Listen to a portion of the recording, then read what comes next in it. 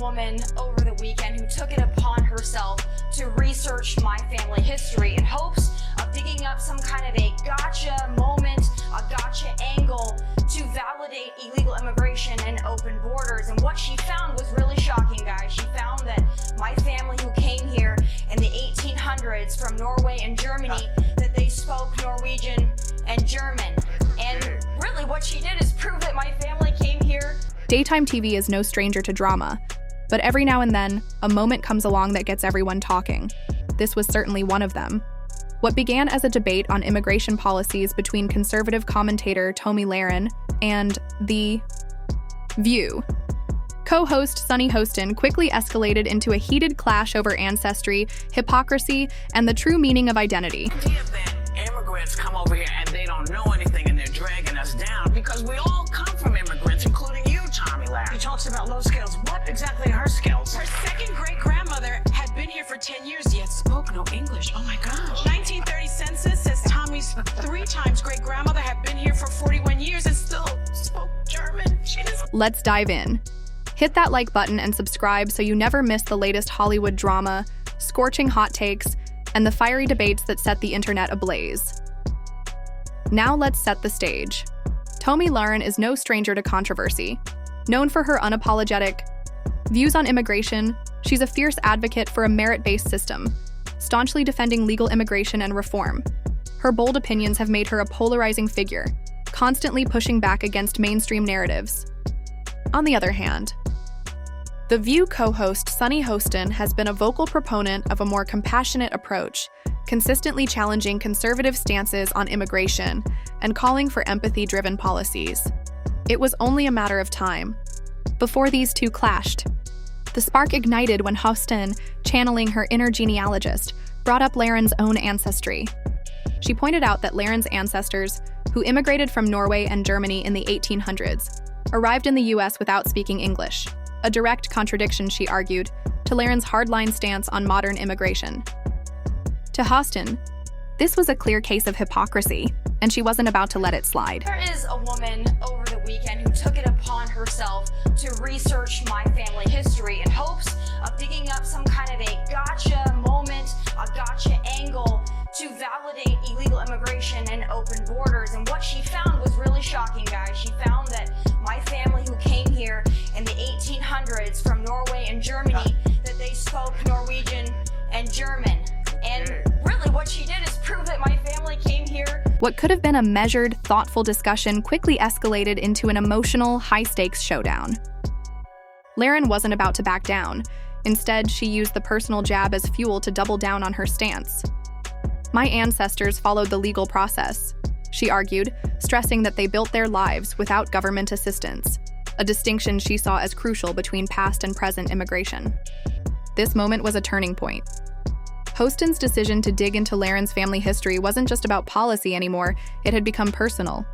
While some praised Hostin for exposing what they saw as hypocrisy, others felt it was a cheap shot that distracted from the real issue: how to address today's immigration challenges. For them to go that deep in your background, you have gotten under their skin to a level I didn't think was possible. What is it about you that bothers him so much?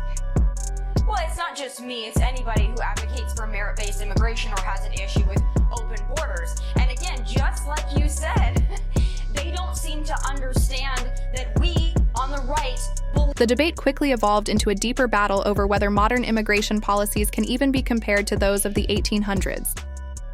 At first glance, the parallels seem obvious. Then and now, people have come to America in search of a better life. But as Lahren pointed out, the immigration landscape of the 1800s was vastly different, largely unregulated, with open land and minimal restrictions. Today's system, she argued, is an intricate web of laws, security concerns, and social welfare programs, making it impossible to compare the two as apples to apples. For Hostin, the key issue was assimilation. She emphasized that cultural integration has always been a gradual process, pushing back against the notion that past immigrants assimilated instantly. But for Lahren, the real distinction was that her ancestors followed the rules and built their lives without government aid, something she saw as a crucial difference in today's heated immigration debate. At its core, this clash reflected a much deeper divide in how Americans view immigration, one shaped by history, identity, and political ideology. I do believe that the immigration crisis of today is apples to oranges from what it was in the 1800s when immigrants came to this country legally, were documented, worked for themselves, asked for nothing, and built a life and a family. That has nothing to do with the illegal immigration crisis of today that we must. But make no mistake, this wasn't just about policy. Hostin's personal dig turned the debate into something far more intense and divisive. She wasn't just challenging Lahren's stance on immigration, she was questioning her integrity. Digging into someone's family history to score a political point? That was a bold move. Lahren, however, wasn't fazed. She flipped the script, joking about Hostin's unexpected talent as a genealogist and using the moment to rally her supporters, all while keeping her cool under pressure. The fallout was immediate. I lost my job at a conservative network because I said I was pro-choice. That's a big no-no. There, it was a big no-no.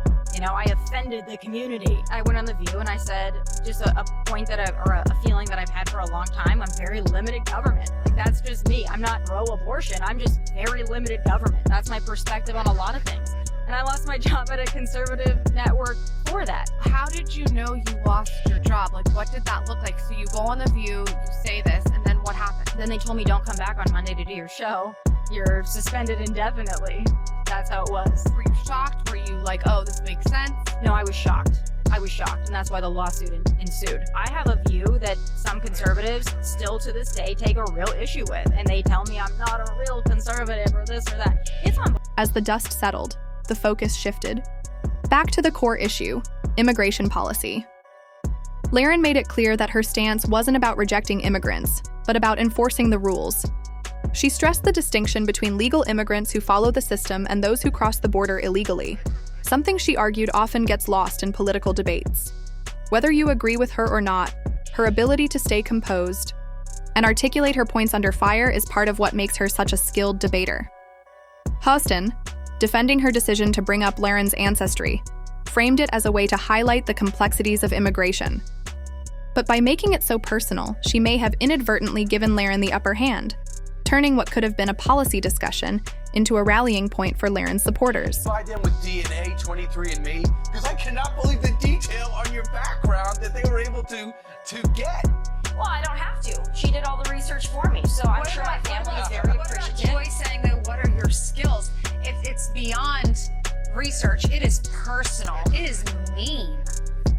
Well, of course, this is classical Joy Behar, but I would like to ask Joy Behar what her skills are, because perhaps we could swap stories. I know I watch Joy, and she seems like a highly skilled lady, but for her to attack me, that's really interesting. Those in glass houses should not throw. In the end, this was more than just a policy debate. It was a reflection of how deeply personal politics has become. When discussions shift from ideas to personal attacks, everything feels more intense, more divisive. Whether you're Team Lahren or Team Hostin, one thing is clear. This debate is far from over. If anything, it proves that daytime TV still has the power to spark conversations and make people question what's really at stake.